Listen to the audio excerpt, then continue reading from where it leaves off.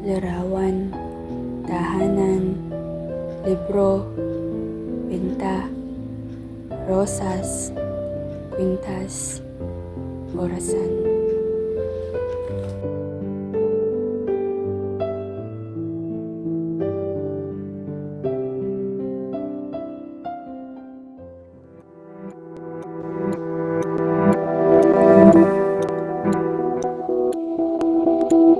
Ako si Estrelita,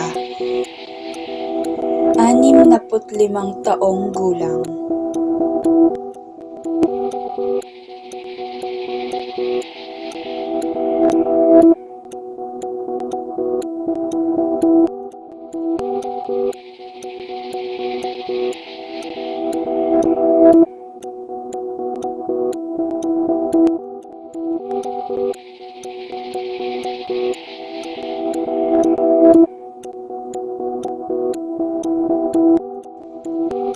At ito ang buhay ko.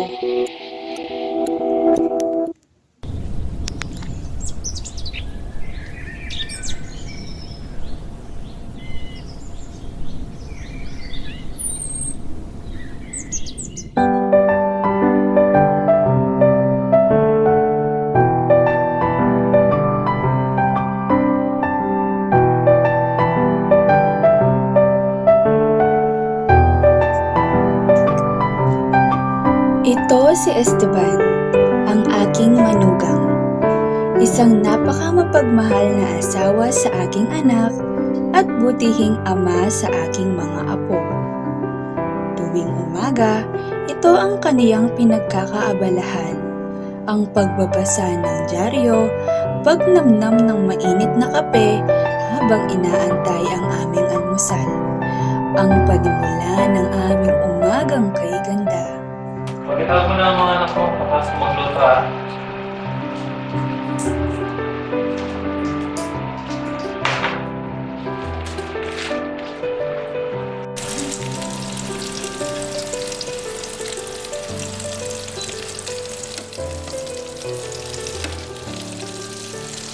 At syempre, ito naman ang aking unika iha, si Esther.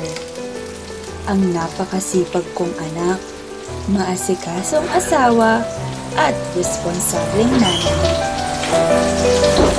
Mga anak! Gising na! Kain na tayo! At ito naman ang aking mga apo. Si Maria, Leonora, at Teresa.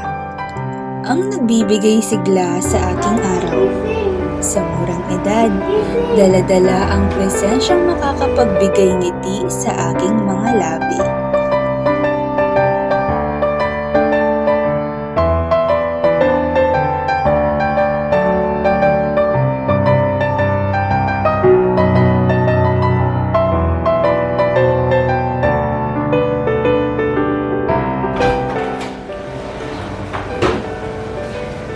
Good morning, Nay! Good morning, Nay! Ano pang ulam? Nay, gutom na ako. Ano pong ulam?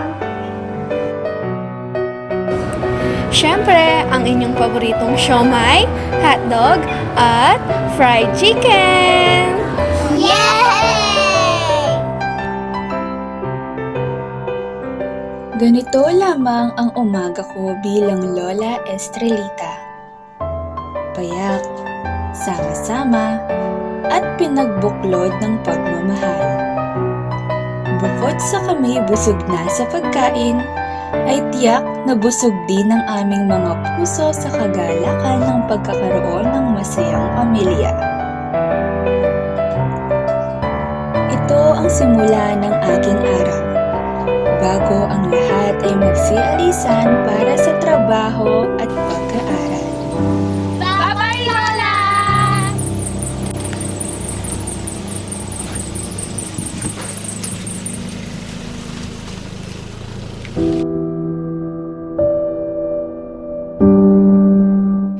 Walang bago. Mag-isa na naman maghapon sa aming munting tahanan. Pilit tinitignan ang larawang nagpapaalala sa akin ng aming mga memorya.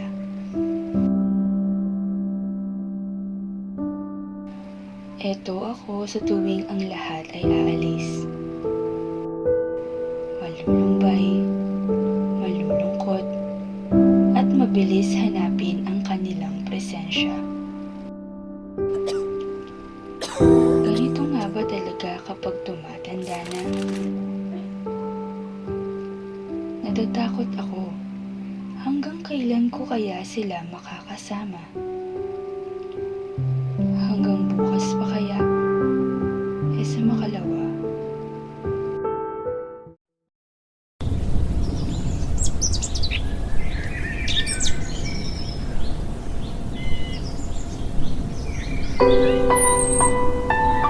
Panibagong araw, panibagong rason para sulitin ang saya sa aming munting tahanang binabalot ng sandaang memorya.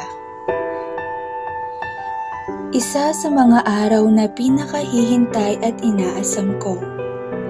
Dito naganap ang aming mga istorya at mananatili itong isang representasyon ng aming pagkakabuklod-buklod at masayang alaala.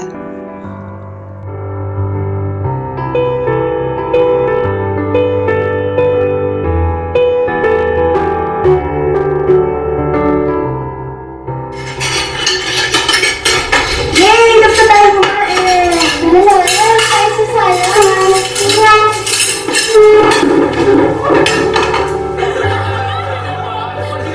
Minsan ay bumibisita rin dito ang iba pang mga kamag-anak kung kaya't mas lalong lumalaki ang pamilya, mas lalong sumasaya.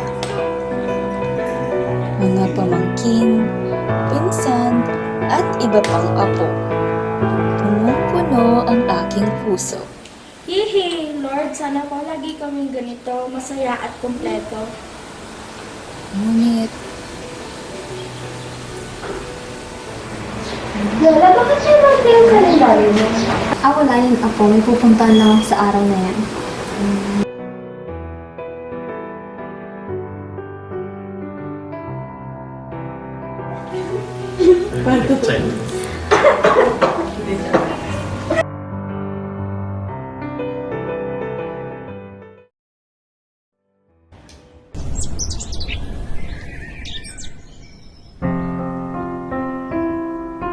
ito ang ginagawa ko tuwing aalis na ang mga apo ko para mag-aral at ang mga anak ko para magtrabaho. Ang pagsusulat sa aking libro. Libro na naglalaman ng maraming memorya kasama ng mga kaibigang nakasama ko mula noon hanggang ngayon. Para sa aking kaibigang si Teresita at Flor, labis ang aking kagalakan na kayo'y naging parte ng aking buhay.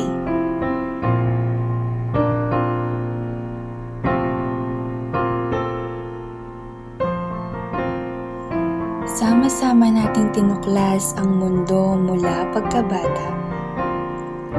Naging masayahin sa simpleng bagay dulot ng pagiging puro at inosente sa anumang agos ng buhay.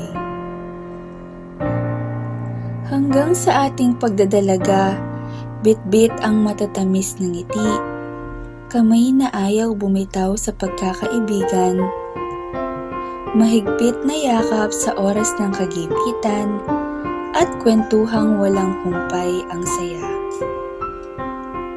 At hanggang ngayon na maputi na ang ating mga buhok, mahina na ang ating mga tuhod, at balat natin kulubot. Ito si Teresita, ang kaibigan kong masayahin ngunit mahiyain. At ito naman si Flor, ang kaibigan kong tumayo bilang sandigan at karamay. Napakasarap baunin nitong libro ng memorya hanggang sa kabilang buhay.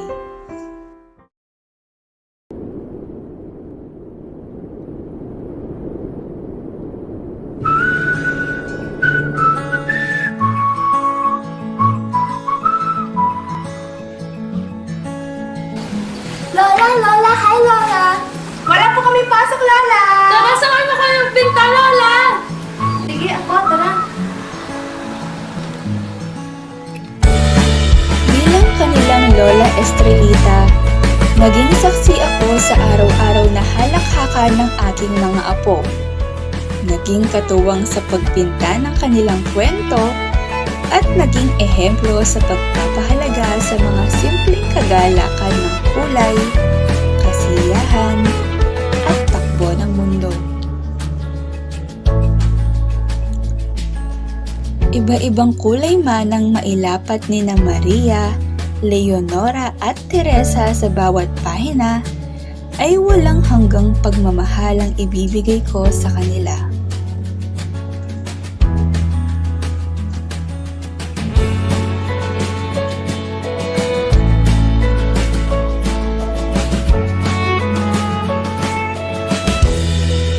Ngunit sa kabila ng mga masasaya at matitingkad na kulay, ay hindi ko maitago ang karimlan na hatid ng takot na baka ang Lola Estrelita nila ay bigla na lang mawala.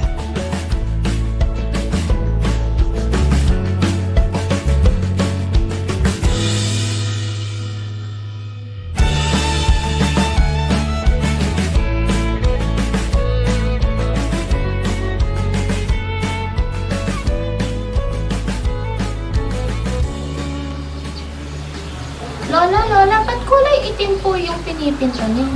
Oo nga, Lola. Ba't ikaw gumamit ng ibang color? Lola, sabi po kasi ng teacher ko may kahulugan yung ganyang kulay.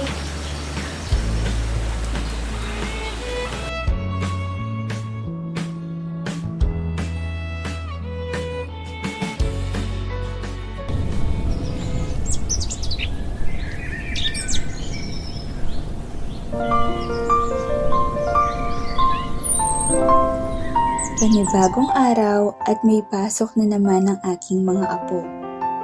Isa rin ito sa aking ginagawa sa tuwing ako'y mag-isa. Ang alalahanin ng aking namayapang asawa. Itong mga bulaklak na ito ang nagsisilbing alaala ko kay Ernesto. Noong kami magkasintahan pa lamang, singganda ng mga roses na ito ang aming pagmamahalan. Mahal ko. Uy, ano yan? May surprise ako sa'yo. Takpan mo mga mata mo, dali. Baka kung Isa, dalawa, tatlo. Sige, tingnan mo na. Ang ganda! Aking Ernesto, kung nasaan ka man ngayon, alalahanin mo sana ang ating wagas na pagmamahalan. Palagi kong tinatabi itong mga roses na bigay mo sa akin mula noon sapagkat ito ang nagpapaalala sa akin ng iyong pagmamahal at walang hanggang katapatan.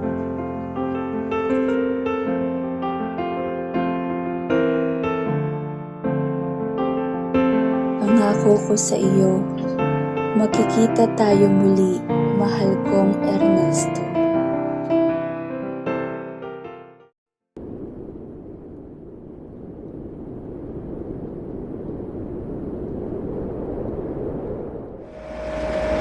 Lola, sigurado po ba kayong magpapaiwan kayo dito? Oo, ako. Sige po, Lola. Mauna na po kami nila, Mama. Ingat po kayo, Lola. Bye. Bye, Lola! Parang, Mag-isa na naman sa munting tahanan. Mga halakhakan ay sa ala-ala na lang mararamdaman. Kagaya ng pagmamahal ng aking ina, na sa kwintas na ito na lamang madarama.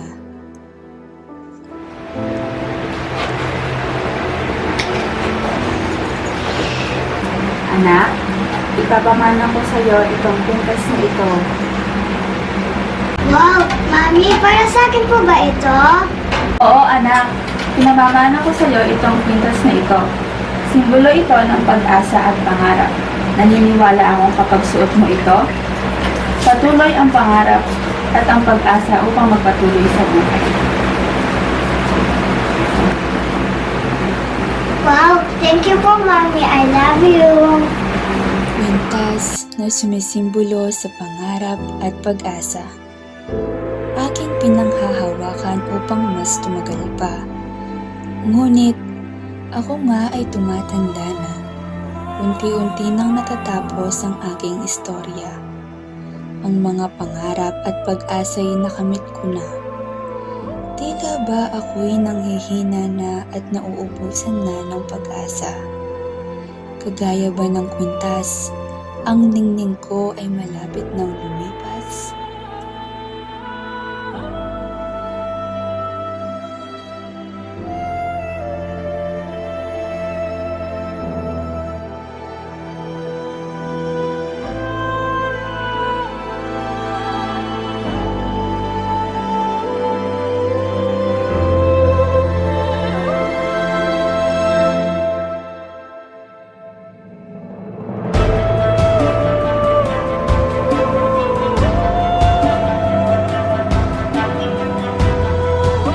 Lola? Lola? Lola? Lola, gising!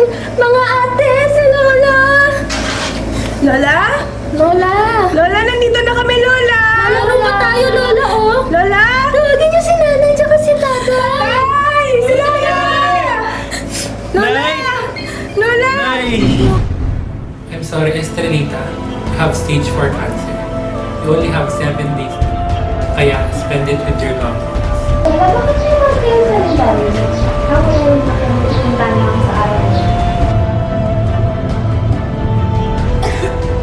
Maikli lang ang buhay. Gawing libro ang iyong paglalakbay. Naniniwala Kagaya akong ng kapag suot mo kwintas, ito, tayo'y patuloy ang bumibitaw din. pangarap at ang pag-asa upang magpatuloy sa Sulitin buhay. ang natitirang araw at You only have ipinta 7 ang days mga to live. alaala. Puna ng inyong Kaya, spend it tahanan with ng your masayang loved ones. pagkakabuklod-buklod. Sana po lagi kami ganito. Dahil masaya kagaya at ng buhay. rosas, tayo ay namamatay din. Magkikita tayo muli, mahal kong Ernesto.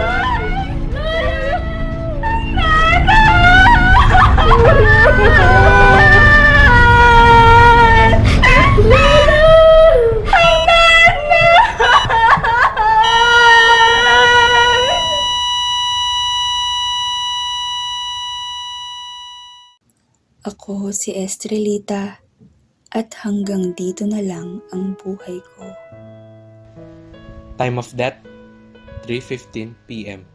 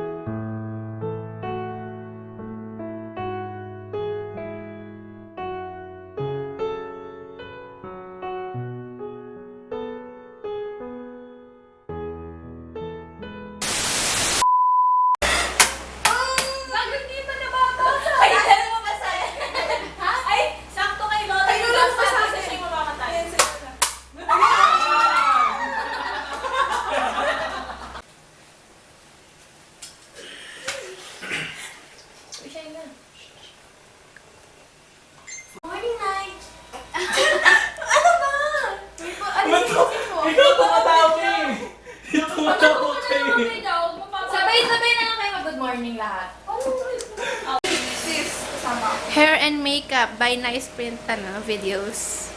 Hey, tutok na tutok ang ate ko, oh. Go.